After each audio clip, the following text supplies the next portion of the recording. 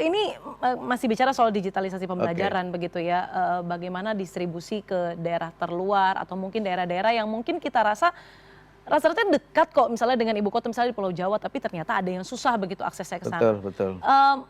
Bagaimana Anda menjawab tantangan itu? Karena mungkin ketika panelnya sudah dibagikan, tapi mungkin muncul masalah baru begitu Prof. Misalnya SDM-nya, gurunya belum bisa menguasai hal itu. Ya. Atau yang kedua, masalah listrik misalnya. Ya. Bagaimana sebenarnya Kemendikbudristek mengkoordinasikan dan mensinergikan hal-hal itu dengan mungkin dengan stakeholder terkait begitu? Ya betul. Yang pertama gurunya kita latih Mbak Diana. Jadi ada video tutorialnya gitu kali ya Prof ya? Bukan video, kita latih. Kita kumpulkan, diundang ke Jakarta, kita latih.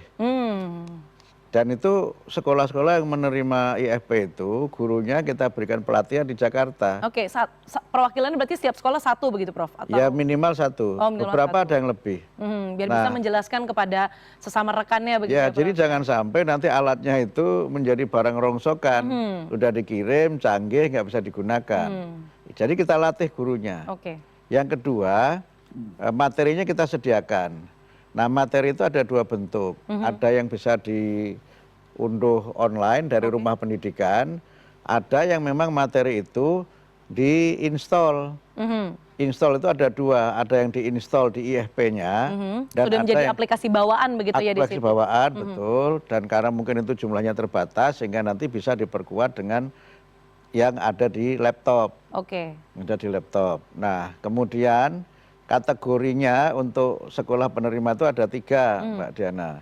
Pertama sekolah yang ada listrik, ada internet. Yang kedua ada listrik, tidak ada internet.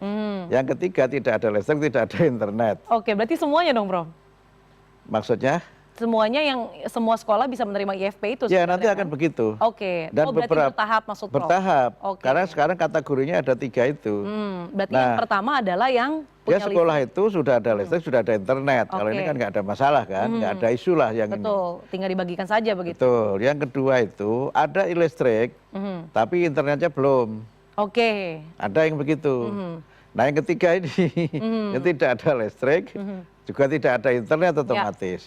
Karena itu terkait dengan yang kedua dan yang ketiga, kami untuk yang kedua itu bekerja sama dengan Telkom dan juga provider lain untuk mereka bisa punya jaringan internet. Misalnya ada Kabupaten Maluku Tengah, itu dia punya program, menarik programnya Mbak Diana, namanya Belajar di Atas Awan. Itu kalau daerah-daerah tinggi, yang karena saking tingginya itu awan itu serasa di bawah. Karena mereka berada di dataran tinggi begitu ya Prof? Dataran tinggi yang itu sehingga kemudian mereka menyebutnya itu, istilahnya bagus sekali ya. Tapi itu juga menggambarkan semangat mereka yang setinggi awan melampaui awan. Nah di situ kabupaten itu memasang Starlink. Memasang Starlink di desa-desa yang masuk kategori ini. Saya waktu itu melaunching program itu pas saya sedang habis acara pidato UNESCO di Uzbekistan itu, saya dialog dengan murid-murid di desa-desa, mereka udah tengah malam karena semangatnya itu, jadi saya juga merasa bangga dan berterima kasih pada Pak Bupati dan pihak yang telah mendukung. Nah kemudian yang kategori ketiga yang belum ada listrik, belum ada internet itu kami kerjasama dengan PLN. Sekarang kami petakan, kami sudah punya data sekarang Mbak Diana, sekolah-sekolah mana yang masuk kategori 3 dan kategori 2. Kami data semuanya dan kemudian kita cari pemitraannya. Sebagian mungkin nanti akan dipasang instalasi PLN, sebagian mungkin kita fasilitasi dengan solar panel.